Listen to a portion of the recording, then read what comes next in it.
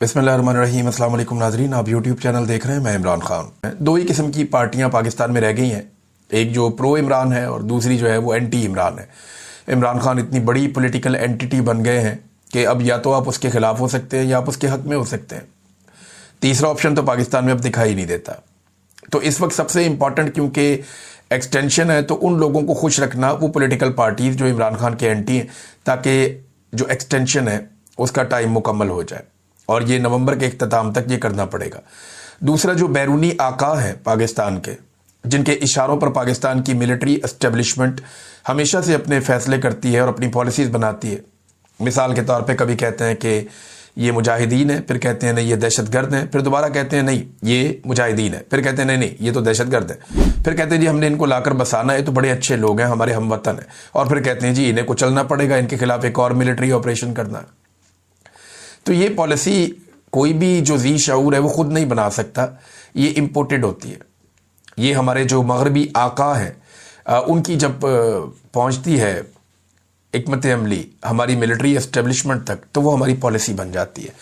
तो ये आवाज़ें खामोश रखनी है और इन दोनों को खुश रखना है, यानी बैरूनी आकाओं को भी और अंदरूनी आकाओं को भी, जब तक कि ये मुकम्मल नहीं हो जाता ये फेज़ नवंबर के इख्तिताम तक। सबसे जो ताकतवर आवाज़ है वो इमरान खान साहब की है, तो उन्हें काबू रखना बहुत ज़रूरी है। तो उसके लिए एक तो ये है कि तोशाखाना 2 का जो केस है उसे 27 नवंबर तक पहुंचा दिया गया, यानी 29 नवंबर को नया आर्मी चीफ आता है नॉर्मली, लेकिन 27 नवंबर तक जानबूझकर पहुंचा दिया गया ताकि कोई कबाहत ना रहे। वैसे भी 27 को जज कह सकता है तबीयत ठीक नहीं है या वो ट्रैफिक जैम है, कुछ भी। पाकिस्तान में छोटे मोटे बहाने से भी 2-4 दिन निकल जाते हैं और ज़रूरत पड़ी तो इसको मज़ीद लंबा भी किया जा सकता है। देखिए, अब जो GHQ हमला केस है इस हवाले से, या जो 9 मई के मुकदमात हैं, इन केसेस को भी वीडियो लिंक के ज़रिए समाअत की जाएगी। पंजाब ने इसकी मंजूरी दे दी है और यानी कोई अगर रास्ता है इमरान खान साहब की आवाज़ बाहर आने का तो उसे बंद किया गया और कोशिश ये की जा रही है कि एक्सटेंशन के मामला खैर व आफियत के साथ मुकम्मल हो जाए। हालांकि कुछ टाउट्स गला फाड़ के बार बार ये कह रहे हैं कि जी एक्सटेंशन तो हो चुकी है, अब तो मुद्दत मुलाजमत 5 साल है, लिहाजा 5 साल के लिए ये वाला आर्मी चीफ रहेगा और नेक्स्ट आर्मी चीफ जो आएगा वो भी 5 साल के लिए आएगा। और अगर इसी आर्मी चीफ को एक और एक्सटेंशन मिलती है तो इस आर्मी चीफ के टोटल 10 साल हो जाएंगे। चले देखते हैं कितने साल होते हैं कितने नहीं होते, तो मेरा रब जानता है। ख्वाजा आसिफ ने एक बात कही कि मुल्क न्याजी लॉ के तहत नहीं चल सकता। वज़ीर दिफा है पाकिस्तान के, ये इमरान खान साहब की उस बात का जवाब है जहां इमरान खान साहब कहते हैं कि मुल्क आसिम लॉ के तहत नहीं चल सकता। तो अब उसका जवाब दे रहे हैं ख्वाजा आसिफ कि वो न्याजी लॉ उन्होंने एक मुतारफ करवा दी टर्मिनोलॉजी, लेकिन मुल्क को जो है वो चलाना है वो तो आइन और कानून के मुताबिक चलाना है। किसी और का ला तो इस मुल्क में चलेगा नहीं। जब तक मुल्क आइन और कानून के मुताबिक नहीं चलेगा मुल्क आगे बढ़ेगा नहीं, और यही पाकिस्तान का मुस्तकबिल है। ये बात ख्वाजा आसिफ को भी पता है, नवाज शरीफ को भी पता है। नवाज शरीफ तो वैसे घोड़े बेचकर सो गए हैं, बिल्कुल खामोश हैं। भाई को वज़ीर आज़म बनवा लिया, बेटी को वज़ीर आला बनवा लिया, खुद जो है वो इंजॉय कर रहे हैं, लेकिन मियाँ साहब की सियासत बर्बाद हो गई है। ये एक तकलीफ उनके अंदर हमेशा मौजूद रहेगी। एक और बयानिया नाज़रीन बड़ा इंटरेस्टिंग है और ये भी एक टाउट के ज़रिए कहलवाया गया। बयानिया ये है कि 9 मई हमारा 9/11 था। 9/11 पे ना अमेरिका में ट्विन टावर्स के ऊपर जहाज आकर टकराए थे और ट्विन टावर्स तबाह हो गए थे। उसके बाद अमेरिका पूरा का पूरा बदल गया, बल्कि पूरी दुनिया का सिस्टम ही बदल गया। इंटरनेशनल एयरपोर्ट्स के ऊपर जो चेकिंग के सारे मेयारात हैं वो तब्दील हो गए, पूरी दुनिया का स्ट्रक्चर ही तब्दील हो गया, हर चीज़ अजीबोगरीब हो गई। नई जंगें इस बुनियाद के ऊपर शुरू हो गई 9/11 के बाद।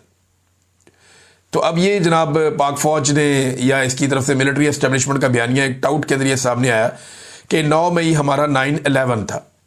लेकिन जो 9/11 था ना, उसके बाद बड़ी शफाफ इंक्वायरियां भी हुई थी, वहां पे कमीशन बने थे, उनकी इंक्वायरियां हुई थी। 1000 से जायद उन कमीशन के अंदर लगभग 1200 के करीब इंटरव्यूज हुए थे, लोगों के हकायक सामने लाए गए थे। इधर तो कोई इंक्वायरी नहीं हुई, वहां पे कोई 500-600 सफ़ात की एक तहकीकाती रिपोर्ट पड़ी हुई है, आप जाके नेट पे निकाल के आज भी पढ़ लें। पाकिस्तान में क्या हुआ? कुछ भी नहीं हुआ। हत्ता कि जो फौजी अदालतों ने सजाएं दी वो भी आज तक हमारे पास मौजूद नहीं है। और 9/11 के बाद अमेरिका का जुडिशियल सिस्टम जो है वो काम कर रहा था, वहां पे मिलिट्री कोर्ट्स नहीं लाई गई, ये सारा कुछ इस तरीके से नहीं किया गया। तो वो ज़रा थोड़ा पढ़ लें तो ज़रा आसानी रहेगी इन टाउटों को भी और इनके आकाओं को भी कि जनाब 9/11 और 9 मई का आप कोई तकाबली जायज़ा नहीं ले सकते।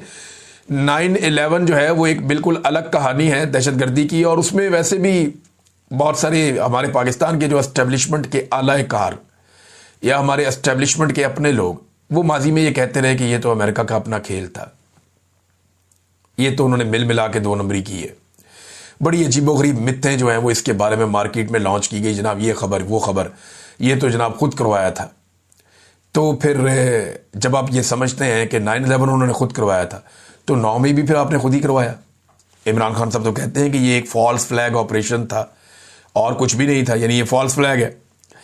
नाज़रीन, खैबर पख्तूनख्वा में नए सूबाई वज़रा ने हलफ उठाया। इस हवाले से 2 चीज़ें मैं आपके सामने रखूँगा। नंबर 1 तो ये कि मुख्तसर काबीना ने हलफ उठाया। अच्छे वज़ीर हैं जो सारे रखे, अच्छी शोहरत के मालिक लोग हैं जिन्हें वज़ीर बनाया गया, यानी PMLN और पीपल्स पार्टी की तरह ये जो ताकतवर बड़े लोग होते हैं, बड़े ख़ानदान होते हैं, या वो लोग जो बड़े पैसा वैसा इस्तेमाल करते हैं सियासत में, उन्हें नहीं बनाया गया, बल्कि यहाँ ये देखा गया कि कौन आदमी किस काबिलियत का मालिक है। तो एक जो काबीना बनी है उसके बारे में बहुत सारे लोग ये कह रहे हैं कि एक बैलेंस काबीना है। हाँ, ये ज़रूर कह रहे हैं कि कुछ और लोगों को होना चाहिए था, लेकिन जो है उनके बारे में कोई एतराज़ नहीं कर रहा, सवाए इसके कि कुछ लोगों ने कहा कि ख़वातीन इसमें नहीं है। ख़वातीन भाईजान कोई पल्ले से डाल लें, वो ख़वातीन लाएं कहाँ से? एक खातून सिर्फ इलेक्शन जीती थी, सुरैया बीबी, जो जनरल नशिस्त पे जीती थी खैबर पख्तूनख्वा से, चित्राल से। वो जो खातून है उन्हें बना दिया गया डिप्टी स्पीकर। अब डिप्टी स्पीकर और वज़ीर का ओहदा साथ साथ तो नहीं चलेगा ना, या तो वज़ीर रहेंगी या डिप्टी स्पीकर रहेंगी। तो काबीना में तो अरकान असेंबली आते हैं, और जो ख़वातीन को लाने की आप कह रहे हैं बात कि ख़वातीन को ज़रूर काबीना में रखा जाए, तो कैसे रखा जाए? ख़वातीन है ही नहीं। PTI की तमाम मखसूस नशस्तें छीन कर फजलुर रहमान को दे दी, नून लीग को दे दी, पीपल्स पार्टी को दे दी, ANP को दे दी, सबको दे दी। सब ने बहती गंगा में हाथ धो लिए, माले गनीमत इकट्ठा कर लिया। तो PTI की जब सीटें ही आप ले गए ख़वातीन की, तो वो किसी खातून को कैसे बनाए, कैसे बनाए वो किसी खातून को अपनी काबीना का रुकन? हो सकता है फ्यूचर में कोई मुशीर वगैरह आ जाए, कोई खातून, लेकिन ये तो रास्ता खुद पाकिस्तान के इलेक्शन कमीशन ने और पाकिस्तान की अदालतों ने मिलकर ये रास्ता बंद किया है। नाज़रीन, मिरन शाह में लेकर गए शाहिद अफरीदी को, पाक फ़ौज की तरफ से उनको पहुंचाया गया वहाँ पे। ये एक स्पॉन्सर्ड किस्म का दौरा था जिसमें फ़ौज उन्हें लेकर गई, उन्हें मुख्तलिफ जगहों पे चलाया फिरा, म्यूज़िक लगाया साथ, और उनकी वॉक, उनका फिरना टुरना, ये सारा दिखाया गया। अगले वीलॉग में आपको बताऊंगा। अब तक के लिए इतनी, अपना ख्याल रखिएगा, अपने चैनल का भी। अल्लाह हाफ़िज़।